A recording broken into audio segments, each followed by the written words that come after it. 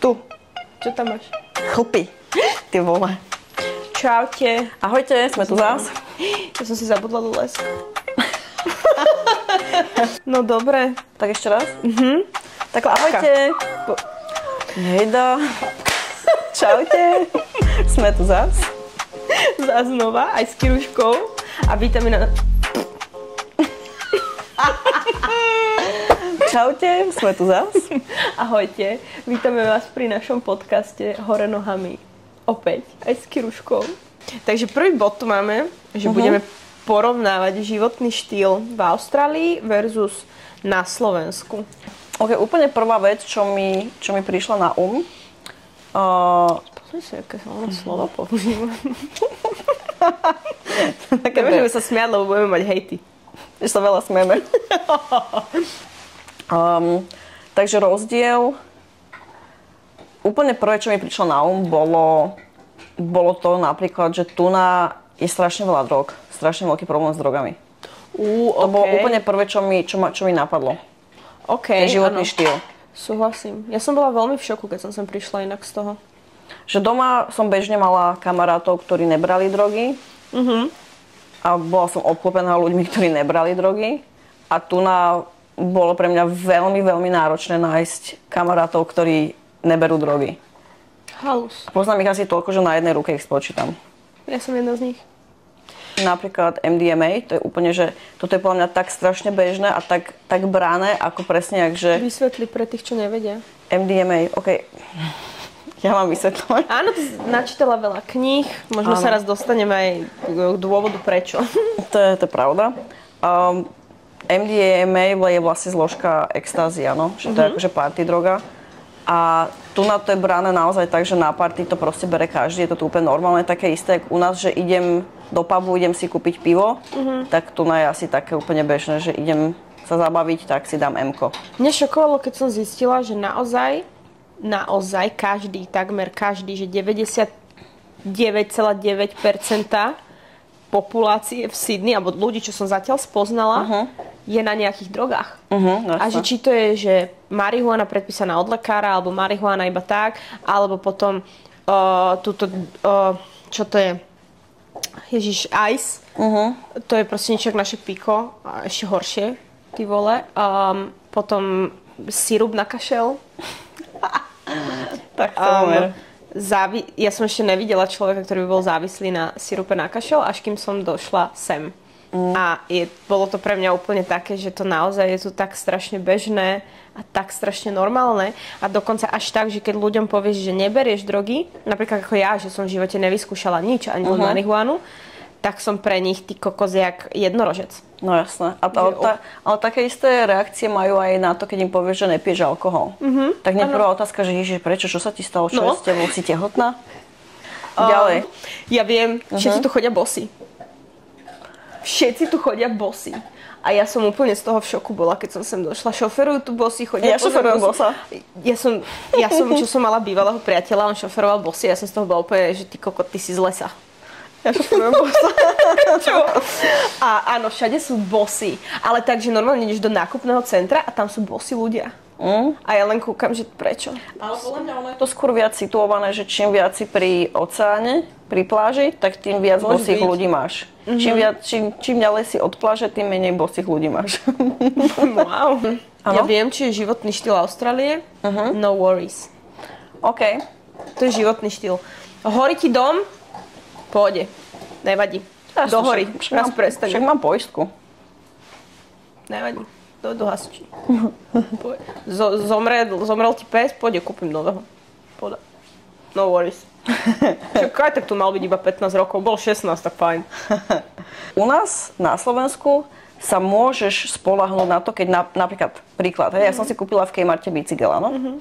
Ja som aj doma bicyklovala. Počkaj, Kmart je ako naše Pepko. Pepko? Môžeme to priznať, no. Alebo Kik, alebo také. No, také niečo. Také proste lacné, všetko tam nájdeš, že je to lacné. No a kúpila som si tam bicykel, samozrejme, že aj na Slovensku som mala bicykel, hej. A ono, keď ti na Slovensku povedia, že dobre, tak v útorok to budeš mať, v útorok si môžeš prísť preto, tak ty v útorok prídeš a reálne to aj máš hotové, áno. Tu nám mi povedali, že dobre, o 2 týždne, ja som si kúpila bicykel, ktorý som si nevedela poskladať, takže technik mi to musel zložiť, áno. O 2 týždne to budete mať hotové, že dobre. Prišla som o 2 týždne a oni na mňa pozerali, jak na úplného debila, že čo tam robím, že veď mi neposlali žiadnu akože potvrdzujúcu správu a ja, že ste povedali, že 2 týždne. No ale technik tu ešte nebol. A ja, že aha, takže takto to funguje. No. Takže ako, a oni, no worries, no, proste majú čas, pohoda. Oni sú najspomalenejší. Áno, len že nemajú stres. To je najspomalenejšia krajina. Ale ja tomu nerozumiem. Žiadny stres, nič, pohoda. Ale ty žiješ, a toto sa mi úplne vylúčuje, že ty žiješ v druhom najdrahšom meste na svete, na celej planete. A žiješ heslom no worries. Pritom máš 3 roboty, nestíhaš platiť účty, všetko je strašne drahé, nemáš žiadny sociálny život, furt len robíš asi doma, vyčerpaná, spánková deprivácia, ani nemusíš mať na to decko proste, stačí ti presťahovať sa sem. A no worries. Pohoda. No, ja tu podľa mňa mám viac stresový život, jak som mala na Slovensku, ale paradoxne sa cítim viac v kľude, ako som sa cítila na Slovensku. Ja som mala na Slovensku viac stresu, ako tu. Hej? A myslíš, že mala, alebo je to naozaj tým životným štýlom? Alebo som sa naučila s tým stresom pracovať, netuším. Ale mám pocit, že ja som si to uvedomila podľa mňa už po pár rokoch tu, že proste tu nemáš ten stres. Doma ten stres je, doma na teba tlačia. Musíš byť proste dokonalá, musíš všetko vedieť proste 100%, musíš strašne veľké očakávania sú od teba, strašne veľké nároky všade. Aj keď ideš na úplne trapnú pozíciu, tak proste od teba vyžadujú strašne veľké praxe. Áno, ja neviem, o čo išlo. Tu na to tak vôbec není. Tu na je to proste pohoda. Samozrejme, že majú nároky aj tu. Ale je to iné, máš taký kľud, takú pohodu, všetci sú takí milí k tebe, zhovievaví. Vieš, že také proste sa tak ukludníš, neponáhľaš sa, nenaháňaš sa. Pravda. U nás sú strašné tlaky, strašné nároky. U nás proste musíš fakt, že byť dokonalá, na všetko dokonalá, inak ťa všetci skritizujú. A tu na hociaký druhý šulín môže mať hociakú firmu, hoci čo proste môžeš robiť. Tu máš toľko možností, máš tu, to mesto je strašne veľké, máš tu toľko ľudí, že všade si nájdeš niekoho, vieš. Čiže poďme prebrať rozdiely v pracovných podmienkach. Okay. Toto je sranda. Ideme sa baviť o našich prácach? Lukratívnych? Spomená to teda. Mám začať? No, kľudne, poď. Tak ja keď som sem došla, mám vysokú školu, červeným diplomom. Na Slovensku som pracovala na ministerstve. Robila som prevádzku ministerstve, to znamená, že som akože bola strašný boss, hej, a všetko tam mala pod kontrolou. Potom som vyhorela v 25 rokoch a išla som robiť verejné obstarávanie. Čiže zasa akože taká pozícia, že ty musíš mať veľa v hlave. Dobre. A potom som sa teda, jak som už minulá hovorila, začala nudiť. Došla som sem. Vieš, čo robím teraz? Ja viem, ale oni nevedia. Viete, čo robím teraz? Upratujem domy. Pani upratovačka. Postihnutým ľuďom. Fakt, akože schizofrenikom, bipolárnym, starým ľuďom. A keď som sem došla, tak ešte som nemala auto vtedy. A môj šéf išiel vyskúšať asi, že koľko dám. Tak ma poslal do Blacktownu. No. Podľa tejto reakcie môžete vidieť, že asi to nebude dobre. Disclaimer, je to jedna z najhorších štvrtí v Sydney. To je proste štvrť, kde sú sami feťaci, bezdomovci, kokos ľudník 9. Nebezpeční ľudia. Nebezpeční ľudia, no. No a tam som išla, prosím vás, môj šéf mi povedal, že si mám kúpiť mop. Taký skladací. Si som zobrala do ruksačiku? Jasne, že som si to lebo som mi nezmestil, nemala som tak veľký ruksačík.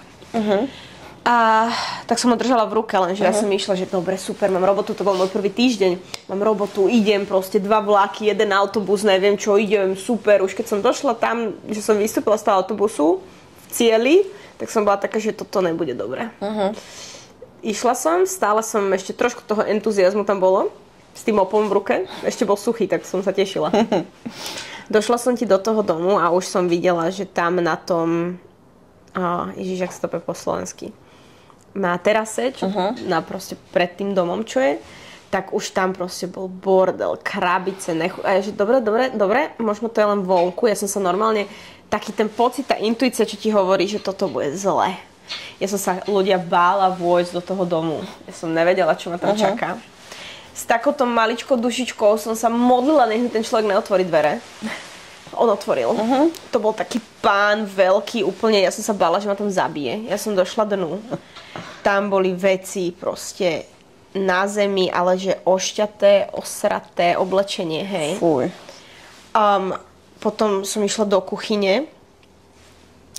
Tam bolo všetko, podľa mňa, jedlo, čo si vieš predstaviť na svete. Pozbierané, dané proste v krabičkách, ja neviem v čom všetkom, na zemi, na linke, všade. A otvorila som jeden hrniec a tam boli cestoviny. A ja som si myslela, že oni sú zaschnuté. Proste, že keď máš dlhšie cestoviny, tak oni zoschnú. Hej. A že to len tak chytím rukou, vyškrabeniem to a to padne. Mala som rukavice, samozrejme, ja som to chytila. Ľudia, ja som to išla vyškrabnúť. A ono sa to roztieklo, jak sír sa to rozotrelo. A zalial ma smrad, taký ten nechutný, skysnutý smrad. Ja som skoro dogrcala a fakt, mňa normálne, že ma napul asi 3-krát. A jediné, čo som si hovorila, bolo, že nedogrcaj sa, lebo to budeš upratovať ty. Ja som myslela, že sa rozplačem. Najväčšie teplo mi bolo a ja som mala na sebe takú bundičku, úplne, že takú jemnočku, lebo ráno mi bola ešte zima a ja som sa ju bála dať si dole, lebo ja som bola fakt v takom prostredí, že som nevedela, či ma to zabije, znásilní, zožere možno s tým, čo mám v tej kuchyni, tým vole.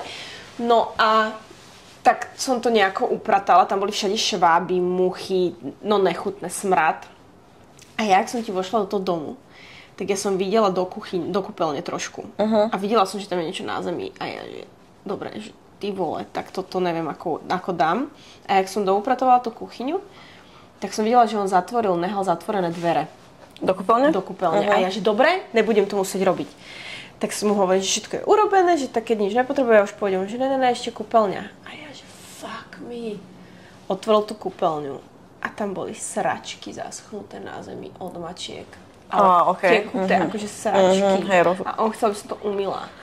A ja, že ne, že ja to proste neurobím. A on, že ale to je v kontrakte, že musíš. A ja, že ja to nedám. A potom ešte mi to povedal, že on poprosil môjho bossa, aby mu poslal niekoho, kto je pet friendly. A ja, že ja nie som shit friendly. Pet friendly. Kámo, what the fuck, čo to s tým má? Čo ti šibe? Odišla som, teraz jak som tam išla s tým mopom, kokos jak one, tak odchádzala som sklesnutá, z mopu mi kvapkalo, zo mňa kvapkalo. Išla som na autobus, plakala som a pozerala som si letenky domov. To bol môj prvý týždeň, čo som začala tu robiť. To bolo hrozné niečo. Ja som myslela, že ma drbne. A volala som môjmu šéfovi a ten mi hovorí, že to si ešte nič nezažila, to ešte nebolo také hrozné. Vieš si predstaviť, čo bolo v mojej hlave? Že toto ja z pekného, vyklimatizovaného kancliku, herečka v opetočkoch, som došla sem utierať sračky zo zeme. Že to ne. Takže pracovné podmienky asi takéto na začiatku. Ale potom som si to tak vytriedila, už som si aj tak dupla, že dobre, toto robiť nebudem, toto robiť budem. A teraz mám klientov, ktorí sú super, čistučko je tam, robota super, lebo koľkokrát ty kokos dojdem, nejsom tam ani celú tú dobu a mám zaplatenú celú tú dobu. Alebo klient zruší v deň, kedy som tam mala ísť, mám to zaplatené full, takže úplne.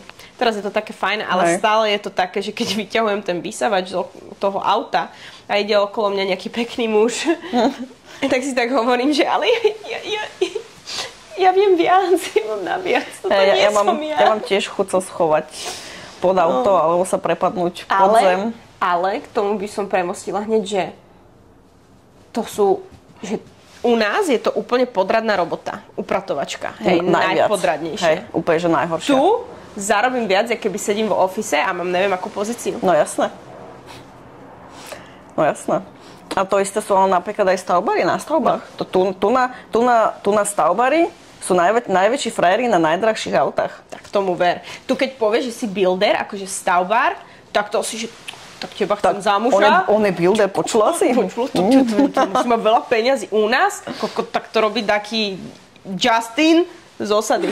A povieš si, že Ježiš, stavbár pre Boha. A tu najlepšie platené roboty. Ja tiež upratujem, ja som tiež pani upratovačka. To bolo úplne na začiatku, to som mala jedného takého zberateľa. A to keď mi otvoril, tak on mal normálne, že v obývačke iba cestičku spravenú, aby mohol prejsť cez obývačku. Inak tam mal, že doslova naozaj, že všetko tam bolo. Od tanierov, časopisov, proste všakých krabíc, boli tam mačkiné hovná, exkrementy, hej, všetko proste, všetko všade, všetko tam bolo, ja ani neviem, čo všetko tam mal, proste tam bolo všetko, áno. Iba cestička a kúpeľňu mal čistú. Okay. Že tam nemal akože čistú, no. Nebola zaprataná haraburtami, hej, tak si to povedzme. Jeho izba, kde spal, nebola zahrabaná haraburdami a kuchyňa bola veľmi zlá, ale to som nemusela upratovať. Takže ja som tam prišla iba kvôli tej izbe a iba kvôli kúpeľne. Takže to som spravila a kuchyňu som iba nakúkla a to som v živote väčší humaž nevidela. To bol úplný grc, úplne, že strašný, to bolo veľmi smutné. Druhé, čo som mala také, že veľmi, veľmi zlé, tak to bolo jeden byt, čo bol zamorený švábmi. Okay. A to som v živote nevidela, nikdy v živote. Tu nás sú šváby všade, hej, že aj 20 miliónový dom má proste švábov, všetci tu majú švábov, to je normálna vec. Jasne.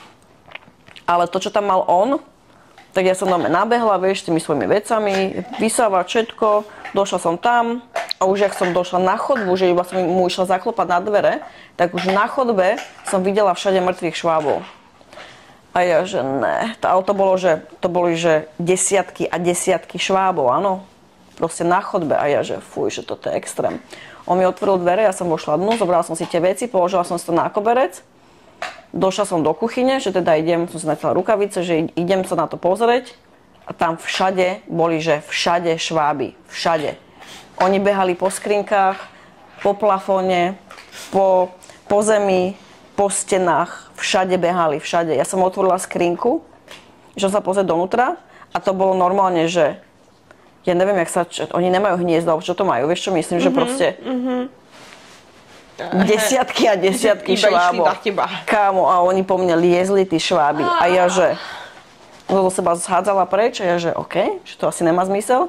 Tak to som chytila nejakú vec, dvihla som to, vybehlo 20 švábov a ja, že no nič, čo spravíš, vieš, to nemôžeš upratovať, to sa nedá. Jasne. To sú šváby, to proste, to nie je sranda. No tak tej som volala šéfovi, že potrebujeme, aby tam poslali deratizerov a až potom môžeš tam dojsť. Takže toto je jedna robota, v Sydney, keď žiješ, musíš ich mať viacero. Takže druhá je, prečo všetko robíme spolu? Neviem. Teplé sestry. No, a druhá je hospitality, a teda gastro. Gastro, vidíš, tak to by zase mne nenapadlo. Hľadala som to úplne, že toto nebude ono. Dobre, takže Tommy's. Tommy's je československá reštaurácia tu v Sydney. Tá najlepšia v Sydney? Tá najlepšia v Sydney. Najúžasnejšia v Sydney. Najlepšie tam varia, najlepší ľudia tam robia. Ale to teraz bez srandy, naozaj tam výborne varia. A nielen preto, že tam pracujeme. Ale naozaj. Je to tak. A čo? A dobre to tam je. Pôjde to tam je. Tak ja som veľmi spokojná. A ja? Ja som veľmi spokojná. Výhoda tejto práce je to, že ja keď som mala roboty na Slovensku, všetko bolo hrozne oficiálne, áno? Že pracuješ, máš ja neviem koľko dní dovolenky, nemôžeš si ju vybrať kedykoľvek chceš. Je to veľmi všetko obmedzené, lebo pracuješ oficiálne. Aj tu pracujem samozrejme oficiálne, ale mám natoľko veľmi benevolentného šéfa, že keď napríklad chcem ísť na dovolenku a poviem mu na rovinu, že 2,5 roka dozadu som bola na Slovensku, išla som na 6 týždňov na Slovensku. Ja som o tú prácu neprišla. Kto má 6,5 týždňa dovolenky? Vieš, čo myslím? No, jasné. Normálne som mu povedala, že chcem ísť proste domov, idem za rodinou, idem sa pozrieť, idem na dovolenku. Jasné, dobre Natálka, choď, keď sa vrátiš, stále tu máš miesto. Aj tí zákazníci spravia hrozne veľa. Austrálania sú podľa mňa veľmi, veľmi dobrí a vďační zákazníci. Trošku hlúpi, ale áno. Áno, hlúpi, veľmi hlúpi. Common sense nič neexistuje vôbec. Jak preložíš common sense? Sedlacký rozum. Áno, hej, no. ale najhorší zákazníci sú naši Čechoslováci. Tak tomu ver. Oni si myslia, že dojdú do československej reštaurácie a keďže je Čech alebo Slovák, tak môže všetko. Áno, že má nejaké špeciálne práva a privilégia. Lebo on je Čech alebo Slovák, ja neviem. No, presne. Najhorší. Ako to desme. Najhorší. Najdrzejší, najnevychovanejší. Presne. Najhorší. Strašné rozdelíte správanie. mi účet, nápis, nerozdeľujeme účty. Ale mne nerozdelíte? No dosity. No nerozdelím. Prečo by som to robila? A to je také ťažké rozdeliť? A to je také ťažké pochopiť, že to nerobíme? Áno, proste rešpektuj pravidlá. Tie pravidlá sú z nejakého určitého dôvodu. A keď to povieš Austrálčanovi, jasne povedu tomu. No jasné, presne. Úplne, že absolútne žiadny problém. Takisto keď povieš Austrálnovi, že bohužiaľ už máš veľa vypité, už ti nenalejeme. Jasné, samozrejme, ďakujem, zaplatí, odíde. Slovákovi ešte ti buchne na stranu po stole a začne po tebe hulákať, že daj mi ešte jeden. A ja, že čo sme na Slovensku, halo. Také, že tí Slováci a Češi proste nerešpektujú tých druhých ľudí absolútne. To je hrozné iné. Tie manuálne práce sú tu na veľmi, veľmi dobre ocenené. Veľmi, no. Celkovo aj paintery, alebo vieš, keď maliari, elektrikári, plumber. Poď to dáš. No ten, čo robí s potrubím. Ja viem. Čo, potrubár? Ten, čo robí s potrubím. Jak sa tomu nadáva? Ten, kto to uhadne, dostane zlatého blúdišťaka. Inštalatér. Inštalatéra. Ceny a životné náklady.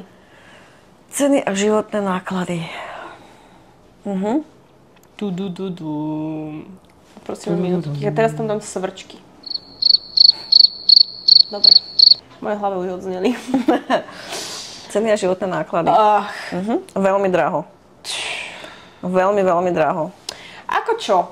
Ja si myslím, že dajme tomu potraviny a benzín je porovnateľný možno koľkokrát lacnejší ako na Slovensku. Benzín je že vraj o mnoho lacnejší tu ako na Slovensku. Áno. Ale potraviny mám pocit, že cenovo sa podobajú alebo sú rovnaké na Slovensku, čo je veľmi smutné podľa mňa. Keď si predstavíš, že koľko sa zarába na Slovensku, koľko sa zarába tu, áno. Tak... Áno, to áno. To je, no. Alebo... To by sme si mohli ešte povedať, že keď sa bavíme o tom, že koľko zarábame, tak dajme tomu, že keď robíš private cleaning, tak si na hodinu pýtaš, dajme tomu $50, hej? Alebo viac, koľko? Priemer. Ono záleží, to je strašne... To je priemer. Individuálne, no tak pod $50 si nepýtam. Dobre, tak to je minimum, hej? Minimum je $50, čo je v prepočte koľko? 30 €? No, môže byť, záleží, aký na hodinu. Kde ti na Slovensku dajú 30 € za hodinu? Upratovačke. Ne, no. 5 €. 5 €. Do McDonaldu ťa zoberú robiť za 5 € a to sa buchajú po hrudi, koľko veľa ti dali. Takže áno, ale zase preto tu platí ale toľko, lebo je to tu drahé. Ako, napríklad, čo sa týka ubytovania, to je, ty vole. Ubytovanie je veľmi drahé, no. No napríklad teraz tu, to že naše štúdio je akože roh Natálkovho bytu, obývačky, a je to jednoizbový byt. Koľko platíš týždenne, tu sa platí týždenne, koľko platíš za tvoj jednoizbový byt pri letisku? Za môj krásny jednoizbový byt platím $680 na týždeň a to máme bez energií. A nie je to ani v centre mesta. Ja si toto dám hneď, že... Ale za to mám v budove bazén, výrivku, saunu, fitko a barbecue. 680? $680. Teraz mi prišiel mail, že mi zvýšujú na 740. Tak poďme operovať so 740 so všetkým týmto, hej? Áno. V prepočte je to 450 € na týždeň. 500 € som platila za garzonku na mesiac. A to je, že bez energie, áno? A bez energie. Ja som mala všetko za to sa nebavíme. Elektriku tam mám, plyn, voda, tam není ešte ani internet no. Nič, áno? Takže to všetko zvlášť platím. No. Takže dajme tomu, že platíš... Hodne. 450, 1800 € mesačne za to, že bývaš. A poďme sa baviť o tom, že na Slovensku máte byty, ktoré sú zariadené. Nasťahujete sa do zariadeného. Hej, dobre, možno si dokúpite nejaké kravinky, výzdobičky, možno niekde telku alebo tak, ale po väčšine je to zariadené, fungo, hej. Tu ideš do holobytu za takúto cenu. Čiže ešte k tomu si musíš nakupovať veci. Hej, napríklad vieš, že kto vlastní len tak práčku, chladničku. No. Ty ideš niekam do prenájmu a musíš si to proste všetko zaobstarať. Čo znamená, že ty sa raz určite odsťahuješ odtiaľ a budeš to všetko vláčiť. Všetky tie haraburdy vláčiš so sebou. No, ty vole. A takže 1800 € mesačne za jednoizbový byt. Koľko platí? Na Slovensku za garzónku som platila v Petržalke 500 €, čiže jednoizbak by koľko stal? 700, 800 na 700, dajme tomu. 700 € na mesiac. Mesiac. Ty platíš viac ako raz toľko. Proste dvojnásobok, chápeš? To je neuveriteľné. Áno. Takže to byty, že bývanie, nájom, to je tu neuveriteľne drahé. Tak preto všetci vieš, že šerujú ubytovanie. No však jasné. Lebo inak to si proste nemôžeš dovoliť. Čo je tu ešte také drahé? Ale aj doprava verejná je celkom drahá, podľa mňa. To je, keď si pamätám, že keď som mala ešte opálku, tak to je jak električenka u nás, ale to si môžeš nabíjať a to som si nabíjala určite každý týždeň na $50 určite. Takže tak okolo $50-70 na týždeň, čo mi príde, že celkom dosť. No toľko platíš? To není málo. Toľko platíš. Ja napríklad na týždeň za $70-80 natankujem plnú nádrž do auta. Mne vydrží plná nádrž skoro 2 týždne a tiež tankujem za okolo $70. No. A že si v aute, v pohodlí, sama, s hudbou, cestuješ bars kam, na pláž, do roboty, z roboty domov, neviem čo. A zaplatíš, ja teda za týždeň $80, hej, lebo aj tie joby, čo mám, tak proste mám všelikde. A takto by som musela chodiť vlakom, prestupmi, neviem čím. A dobre, je to príjemné? Je to také mekučké. Páči sa mi to. Také antistresové. Hej, ale zase rozdiel, že ty máš aspoň firemné auto, lebo keď nemáš firemné auto, ja napríklad tiež musím platiť poistenie na auto. To akože môžeš to zaplatiť jednorázovo. Ja som sa dala na mesačné splátky. Takže to platím každý mesiac. A potom ešte, vieš, musíš, jak u nás, že STKčka sa tomu hovorí u nás, tak aj to musíš. A tak jasné, akože... To je vlastne to Regio, potom tam máš ten Pink Slip, Green Slip. Hej, ale tak to sú také normálne položky, čo proste platíš. Podľa mňa, čo nie sú o toľko drahšie ako na Slovensku, si myslím. To netuším vôbec. Vieš, to ani ja som na Slovensku nemala auto, toto to zatiaľ neriešim, takže poviem vám potom. Ja som tiež na Slovensku nemala svoje vlastné auto, takže netuším vôbec. Takže tak. Alkohol, cigarety, tak to je úplný extrém. Tu keď chceš byť alkoholík alebo fakt tuhý fajčiar, tak nechoď sem. To vôbec. To už sme sa bavili, že krabička cigaret, že je tu drahá. Alkohol, víno, fľaša vína, najlacnejšieho stojí, že $17. To neviem. Čo je v prepočte asi 10 €. Najlacnejšie víno. Víno, hej. A to je fakt, že patok piješ. U nás kúpiš za $2,90 v Bile pekné Ty si ešte pamätáš, to je super. Rybezlové. Tomu tatinovi som chodila kúpovať. Ja už nepamätám, koľko stalo alkohol u nás. Neviem, možno trepem, podľa mňa €5 stalo. Asi €5. Ja si už ani nepamätám, že koľko pivo u nás stalo. Akože čapované? Napríklad, že malé pivo. Euro niečo, 2,10? 2,10.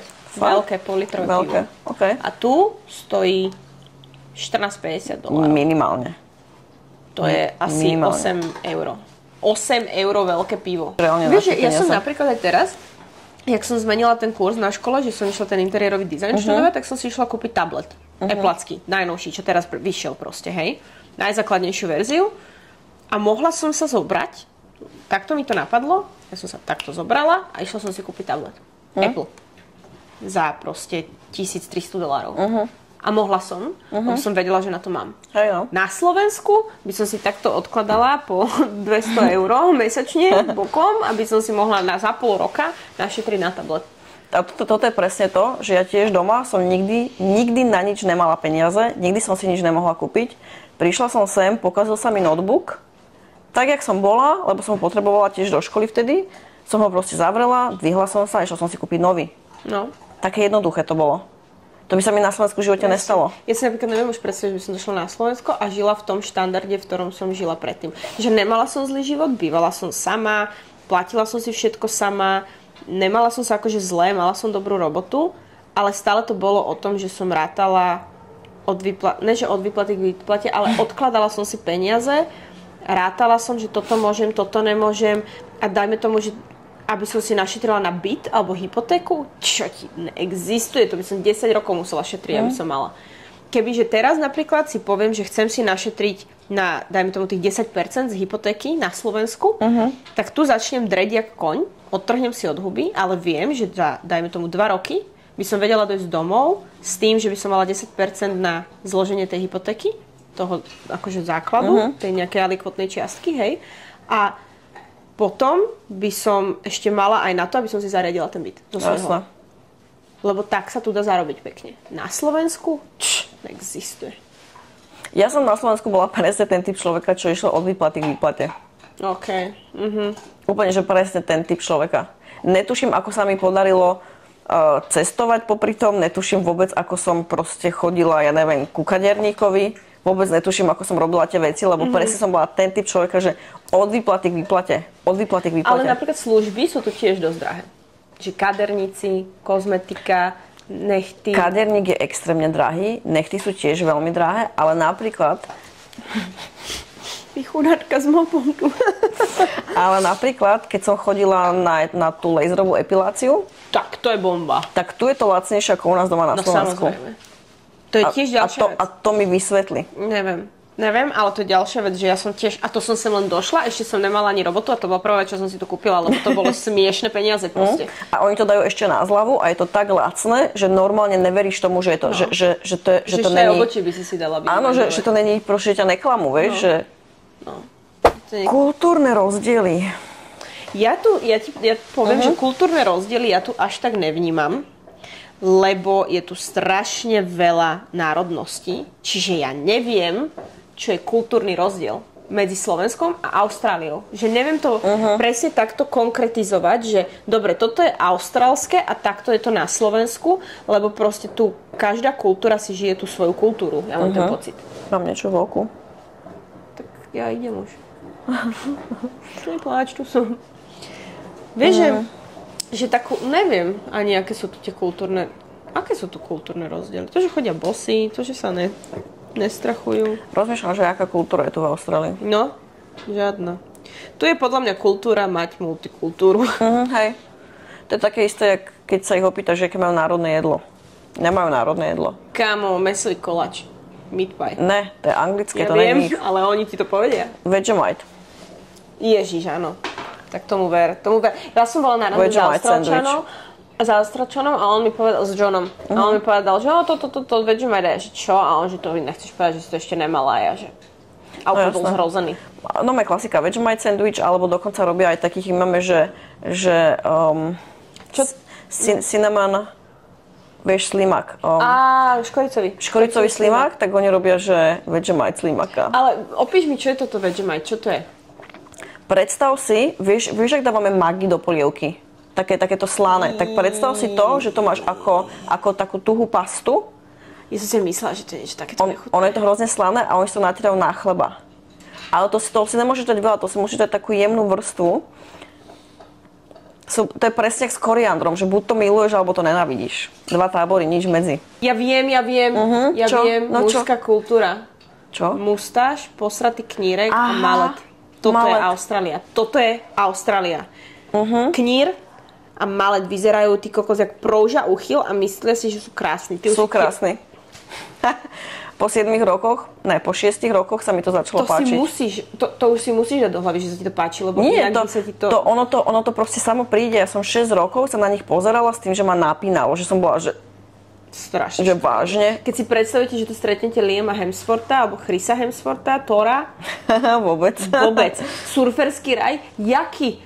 Vôbec. Ty si v surferskom raji ešte nebola. To nevadí, škaredí sú. To nevadí. Škaredí. Ne, vôbec. To také, že vypracované telo, dlhé blondiavé vlasy, jak beží, jak Baywatch po pláži, vôbec. To vôbec. To oni sú skôr takí, že tučné vypasené brúcho, pivo v ruke, tu na ten mustáž, tam malet vzadu. Najkrajší chlapi, ktorých som tu videla, boli Slováci a Česi. Bodka. Islanderia Maurovia? Kira? To príde, to musíš počkať tých pár rokov a to príde. To sa ti zmení sama? Vkus.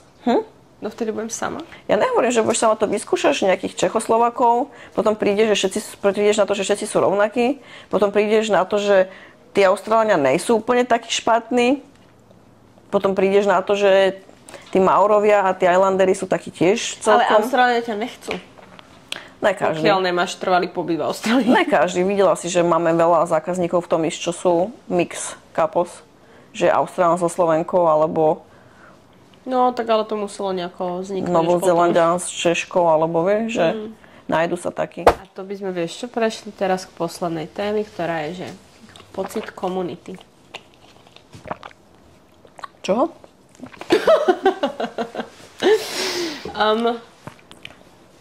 Ja ani neviem, či mám inak pocit komunity. Moja komunita si asi ty zatiaľ.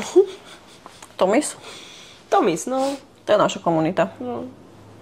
Tam mám ten tam, hej. Ale to je tiež také, že niekedy ani neviem, či chcem patriť do tej komunity. Presne kvôli tomu, čo sme sa bavili, že proste fetky, alkoholici, že si povie, že toto má byť moja komunita, vieš? Že... Presne, aj toto napríklad, že teraz mi napadla jedna vec. Už som tu dosť dlho, áno. A prídu ti zákazníci, rozprávaš sa s nimi, si na nich milá, všetko a teraz sa ťa opýta zákazník, že slečná, vy ste odkiaľ? A ja, že z Bratislavy. Joj, no, paštikárka, to som si mohol mysleť. Chápeš, človek, čo tu žije možno aj 20 rokov. 16 000 kilometrov ďaleko sme od Slovenska. A stále budem počúvať, že som paštikárka, vážne. Vážne. Hej, no. A to ti potom rozum zastane a povieš si, že naozaj to nikdy proste neprejde tých ľudí. A ja som si všimla aj, že ten pocit komunity, že ono, je to tu multikulty aj všetko, ale zároveň je tu podľa mňa strašne veľa rasizmu. Je práve preto. Neskutočne veľa. Práve preto. Neskutočne veľa rasizmu je tu a na všetky možné rasy, že to sa nebavíme, že černosi, alebo že vyslovene, že čierni sú zlí, alebo čo, ale že Aziati, Ostrovania, Európania, Američania a hlavne tu sú všetci vo svojich skupinkách a ty, aj keď chceš mať napríklad presne, že multikultúrny vzťah, tak ty nevieš zapadnúť do tej ich kultúry, do tej ich komunity. Čiže ja, keď som sem došla, ja som si po pár mesiacoch našla Brazílca, bola som s ním pol roka a necítila som sa, že som v tej komunite. Necítila som sa, že tam patrím. Cítila som strašné rozdiely medzi nami. Ale ono aj Brazílčania sú iní. Oni sú takí, že oni nejsú moc... Oni sú len so sebou, no. Áno, že nejsú moc empatickí, že im je jedno proste. Oni sa budú okolo teba rozprávať po portugalsky, napriek tomu, že vedia, že ty nerozprávaš po portugalsky. Neberú absolútne žiadny ohľad na to, vieš. No.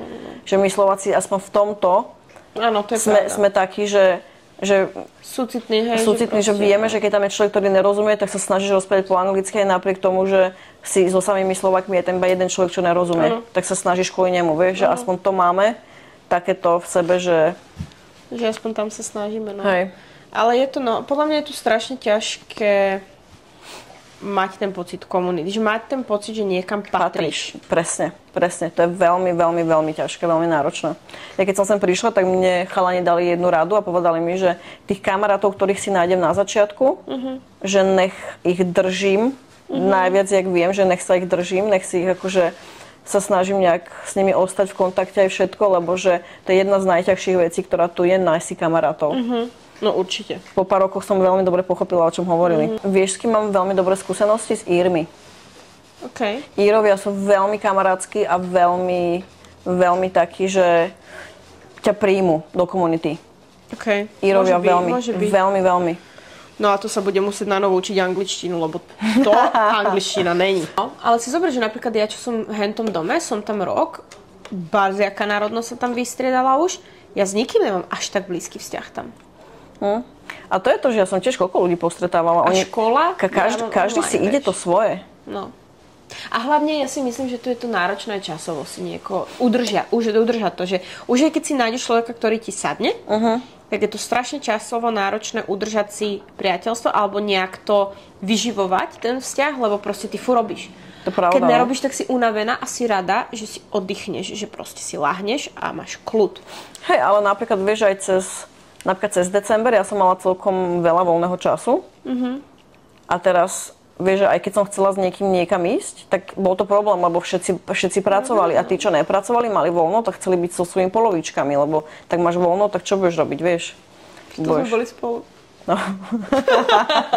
Takže, hej, je to veľmi náročné, no. Je, no.